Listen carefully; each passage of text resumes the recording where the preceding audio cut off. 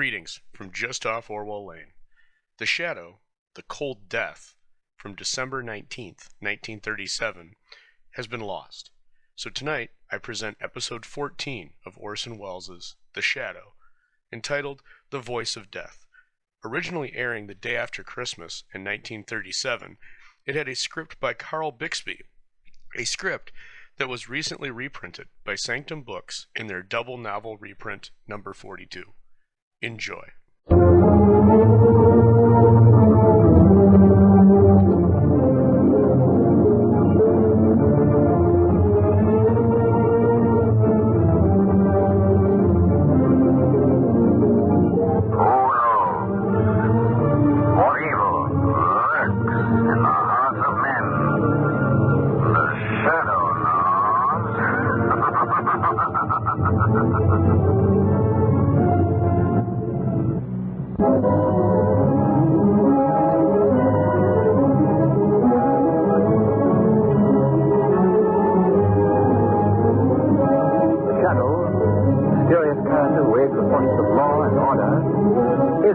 Lamont Cranston, wealthy young man about town. As the Shadow, Cranston is gifted with hypnotic power to cloud men's minds so that they cannot see him. Cranston's friend and companion, the lovely Margot, is the only person who knows to whom the voice of the invisible Shadow belongs. Today's story, The Voice of Death.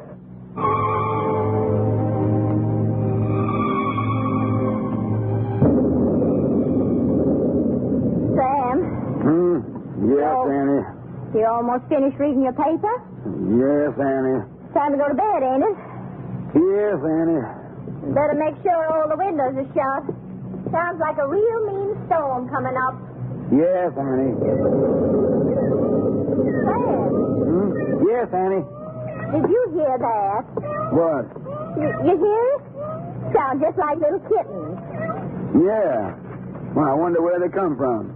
With the poor things outdoors on a night like this. Sam, will you go out and find them? Go on, will you? No, Annie, you don't. Just listen to them little critters. Ain't you got no heart, Sam? Oh, all right. Where's my raincoat? Well, here you are. I'll set up a little box for 'em by the fire. All right. Now, stop your crying, kittens. I'm coming. Just wait. I'll heat up a bit of milk, too. Do you see him, Sam? No, not yet. Here, kitty. Annie, I don't... Sam, what's wrong? What in the name of... Sam, what is it? Sam, what happened? Sam, blood. You're all covered with blood. Rose. Hey, Torma. Hold up. Sam, how could kittens do... Sam. He's dead.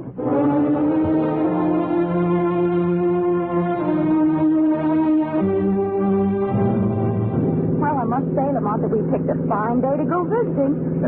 You want no secret, Margot? I'm your man. This whole thing is just an effect. Huh? A fact, eh? People always look for a mysterious atmosphere in the Louisiana bayou, so Mother Nature very obligingly provides for them. Oh, I see. Well, I must say that sunshine wouldn't make a great deal of difference. I don't see how it could ever penetrate those moss-laden trees. Much further to go, Lamont? I don't think so. Arthur told me the house was exactly 5 miles from that last bridge. Why in the world would anyone want to live way off like this? Well, the house has been in Arthur Whittington's family for many, many years, and Arthur, being a rather peculiar chap, I don't suppose it bothers him in the least. No. Forgive me for appearing dull, but I don't get it. Well, Margaret, it's a long story. It began in college when we took a medical course together. I guess I was the only person in the whole school who really understood him. Well, why was that? Well, Arthur was a brilliant student, but he was also a highly sensitive lad, always imagining that people were making fun of him, laughing at him behind his back. Was there any reason for that? Well, yes, there was. It was his voice. He had the harshest-sounding voice I'd ever heard.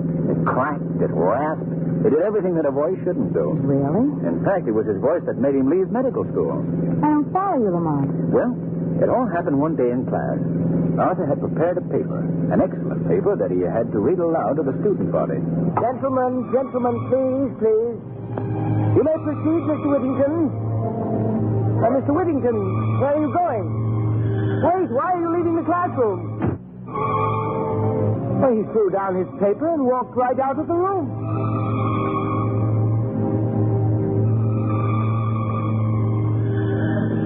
Oh, the poor boy. I've never heard of him since. But we've corresponded. And then, as you know, when he learned that we were down here in Louisiana fishing, he got in touch with me and invited us out to see him. Well, that goes a long way toward explaining his living out here so far from civilization. You know, he still must be sensitive about that horrible voice. Yes, I'm sure he is. But remember, we mustn't do anything to call attention to it. Oh, heavens, no, I wouldn't. Lamont, there's something right ahead on the road. Yes, Margot, yes, I see it. Yeah. This rain on the windshield is hard to... Wait. It's some sort of a fence. Well, it looks like we've reached the end of the line, and not a house in sight. No. Well, there seems to be a sign on it. We better get out and investigate. Button up that raincoat, Margot. Oh, don't worry. Yeah. It's getting so dark you can hardly make the sign out. Here's your flashlight, Lamont. Oh, thank you. There we are. Whittington Hall. Keep out. That's a nice welcome. Oh, I'm sure that doesn't mean that. Well, looks like we'll have to walk down this path to get to the house. I think I can just see it through the trees. Lamont, did you hear that? Yes. Sounds like little kittens. Oh, the poor things out in weather like this. I'm going to find them. They seem to be under that bush. Kitty. Margot, you'll get so climbing around in that underbrush. Well, I'll have them, just... Oh, Margot! Margot, what in the neck? Dog, giant dog. Get down, you. Get down. Get down. Run for it, Margot. This cover take care. Get down, you. Get down. There. They're running away. Margot, you all right? Yes, I guess so. They didn't hurt you? No, one of them ripped my coat, that's all. Lamont, I don't understand. They sounded like little kittens. Yes, I know. Well, what do you make of it, Lamont? I don't know. But one thing is certain. We're going back to the car and get my revolver.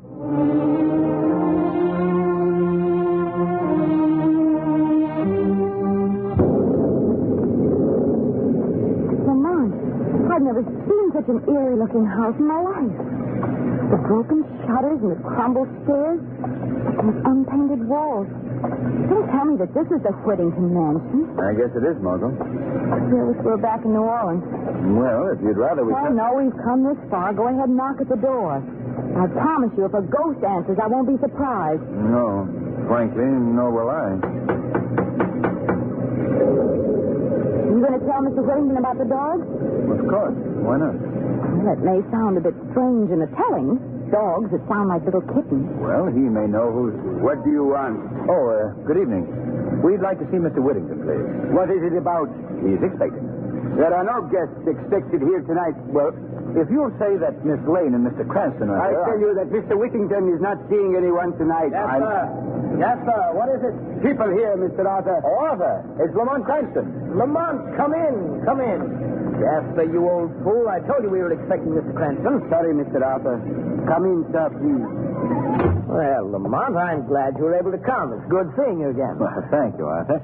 I'd like you to meet a friend of mine, Miss Lane. This is Arthur Whittington, Margot. How do you do, How do you do, Mr. Whittington? Well, come, take off those wet coats. Yes, we're more or less swimming in these. Jasper, show Miss Lane and Mr. Cranston into the living room. There's a fire there, Lamont. You can dry off. All the comforts of home. Yes. Now, if you'll excuse me for a moment, I'll go and arrange for dinner. Oh, yes, of course. You will come this way, please. Thank you. Lamont, this place is just as scary inside as it was outdoors. Yes, I see what you mean. There's musty walls and that worn furniture. And candles and old-fashioned lamps. I don't understand how anyone can live here. There's something else that's more difficult to understand, Margot. What do you mean? That man that greeted us was Arthur Whittington. But it was not Whittington's voice. No, Lamont. I saved this wine for special occasions. Very special occasions. Well, we're flattered. I suppose my mode of living is a bit mystifying to you, Miss Lane. Mystifying? Well, my staying here in the wilderness, in the house that's almost in ruins, living alone with just a servant? Well, I think it might have its advantages, too. Well, I'm glad to hear you say that. Some people might not understand. I must say, though, Arthur, for a man who's roughing it, you set a highly civilized table. Well, I'm like a Britisher in the tropics, I guess. I still like to maintain that. Master Arthur. What is it, Jasper? Why are you interrupting my meal? Master, they are loose again. What? I told you to keep that door locked. I know, but they got out. Oh, they must be someplace near. I keep hearing them. Excuse me, please, Miss Lane. Lamont, I'll be right back. Come on, Jasper. Yes. Oh, don't mind us. Lamont, you know they're worse people. What's all this about? I'm not sure, Margot. But it could be those savage dogs. Lamont, do you think they belong to Mr. Whittington? Perhaps. You know, I'm letting you in on a little secret. I wish we could leave here. Well, why, Margot?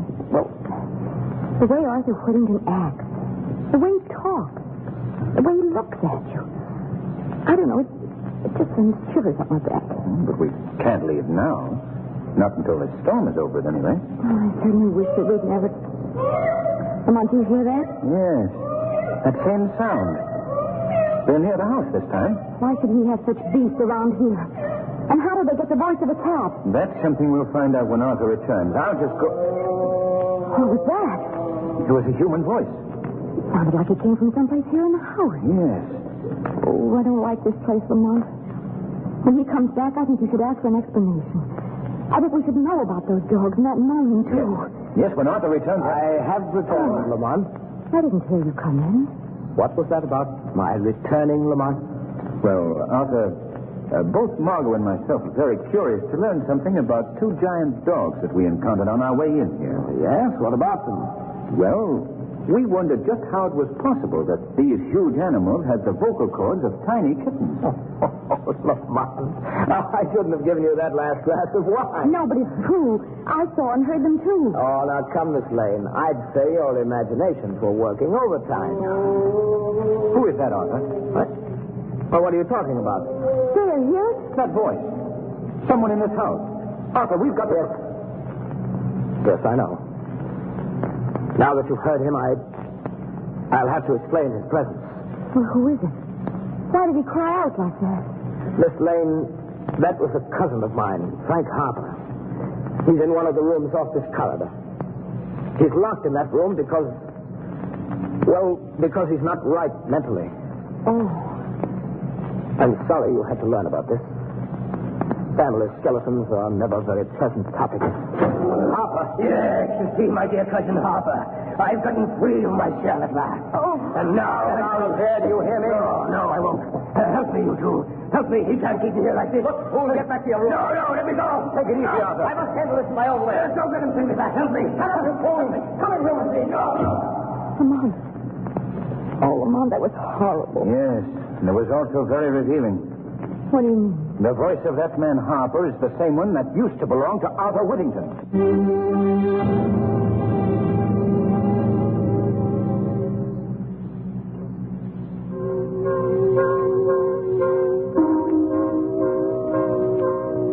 Lamont, what does all this mean? I don't know yet, Margot.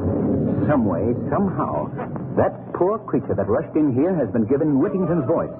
Oh, listen, the animals again. Yes. They're part of this thing, too. This mix-up of voices. Oh, Lamont, I wish we could leave here right now. We can't go now, Margot. Not until we learn what's behind all this. Lamont, what's happening up there? And as if Harper's being beaten. Come on, Margot. We're going to that room. What are you going to do?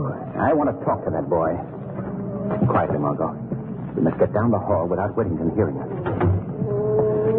Oh, what is he doing to him? Quiet. The room is right down here. Are you going in there? Not yet. Not until Whittington leaves. I want to talk to the boy alone. Well, perhaps I'd better wait in the living room. Well, If Whittington wants to know where you are, I can tell him that you've gone out to the car for something. very well, Margot. But please, Lamont, please don't be long. I won't. The answer to this mystery will be found very quickly by the shadow.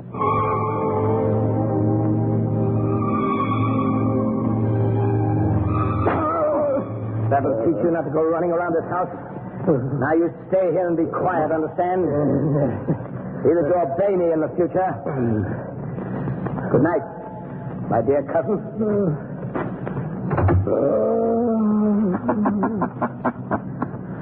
Harper. Oh, what was that? I've come here to help you, Mr. Harper. Hearing things. I'm hearing things again. No, you're not. Who speaks to me? I am called the Shadow. I see no one. I'm standing right here beside you. But you can't see me because I've used my hypnotic power to cloud your vision. I don't understand. Listen to me, Harper. I'm here to help you get out. But first, I must learn something from you. You'll help me? Yes.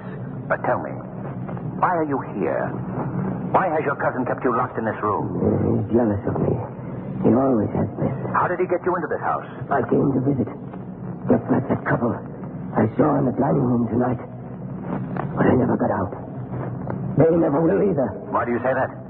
He will use them just as he used me. For his devilish work. Why was your cousin jealous of you? My voice. Yes? What about your voice? I used to have the voice that Arthur has now. I knew it. What did he do?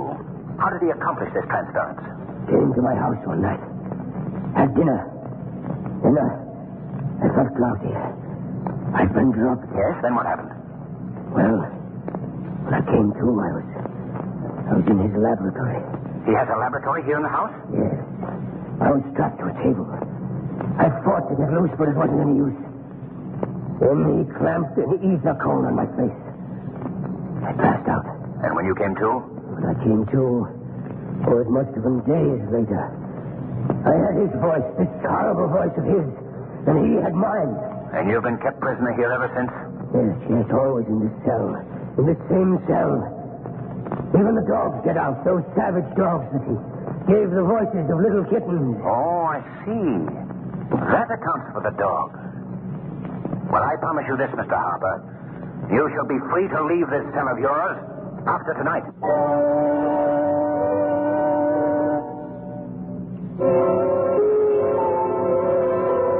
Is that you, Lamont?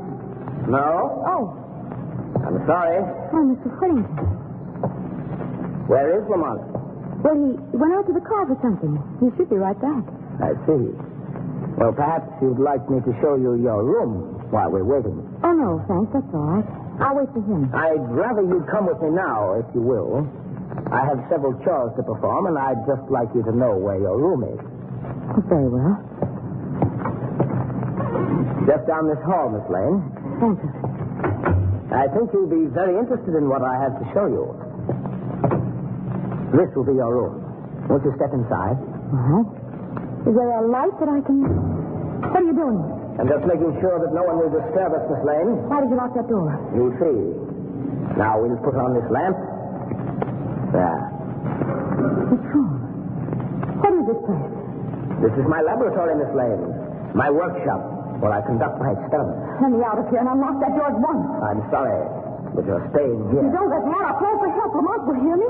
Why don't you call? Lamont! Lamont! Before you continue, Miss Lane, you might be interested to learn that these walls are completely soundproof. What are you doing? Why have you got me here? You're going to help me, Miss Lane. Help you? Yes. You're going to be a party to an experiment of mine. My greatest experiment. What do you mean? You'll learn soon enough. First, I'm afraid I must strap you to this table. No! Don't keep away from me! Nothing such an obstinate fool. Don't do that! Pounding on that door. Go on me. You come with me now. Oh! On this table. No, you can't do this. There you are. Let me go. Let me go. Now, a few straps to hold you securely. Don't let me loose. There we are. Oh. Now you can struggle or scream as much as you wish. I'd particularly recommend the scream. It may be your last chance to use it. What do you mean? This experiment of mine has to do with your voice, Miss Lane. That's my work, you know. The transference of voices. What are you saying? You've already heard two of my examples. The dogs with the voices of little kittens. And my cousin Frank Harper. And it's true. What Lamont thought is true. Oh, so he guessed my secret, eh? Well, he'll never live to tell it. I know. You will survive, though. But you won't be able to tell it either, Miss Lane. What are you going to do to me? I'll show you. The answer to your question is in this box. Let me open it. There we are. A cat. Yes, a cat. Have you ever seen a more beautiful cat? She's pure Persian, aren't you, girl? What has that cat got to do with me? A great deal. And giving her your vocal cords. No. No, you don't know what you're doing. You're mad. Not at all. I merely have a great hatred, Miss Lane, for the entire human race. They ruined me. Their heartless cruelty blighted my entire life. But animals, you're different. Aren't you, my little pet? No, you can't mean what you say. But I do. The lady knows that, don't you, girl? She knows that after tonight, we'll be able to converse. Be able to tell one another all the things that we've kept stored up. You can't do this. And you, Miss Lane, as befits your sex, you will have the vocal cords of a cat. No. No. Now I think we can proceed with these. No, keep away. Keep away. There will be no pain. Miss Skeeter will take care of that. Are you ready? No, please. No, she isn't ready, Mr. Whittington. Who is that? Who spoke? I spoke to you. Who are you? I am called the Shadow. Don't try to find me. I've made myself quite invisible to your eyes. What are you doing here? Why are you interrupting my work? I've come to put an end to your work. I'm here to free that young woman. Oh, no, you won't. I'm not frightened by someone I can't even see. Put down that ether. I'm going ahead with my work. No. You may not be able to see me, Mr. Whittington, but I think you'll feel this. Why, you... Now I'm releasing this girl, and then I'm holding you until I can get the police out here. They'll be very interested in your experiment.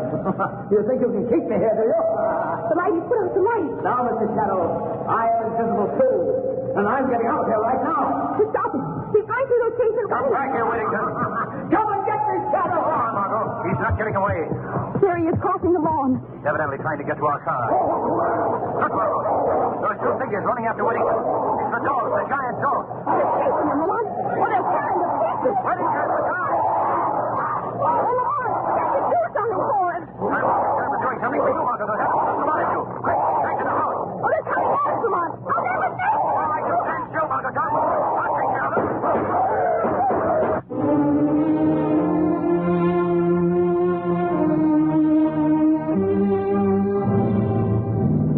Well, now that we see that Mr. Hawker's in good hands, I don't mind saying I'm certainly glad to be leaving that place, Lamont. You do know such interesting people. Well, you can't say they're dull. No. Did you tell the police about the dogs? Yes. They've destroyed them. And Whittington's body is being removed to town. You know something, Lamont? What? Whenever I see an alley cat from now on, I'll think to myself, there, but for the grace of the Shadow, go I.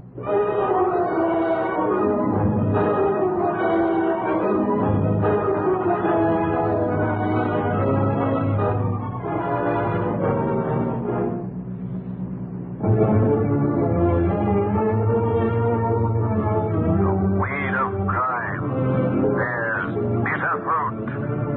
Crime does not pay. The Shadow knows.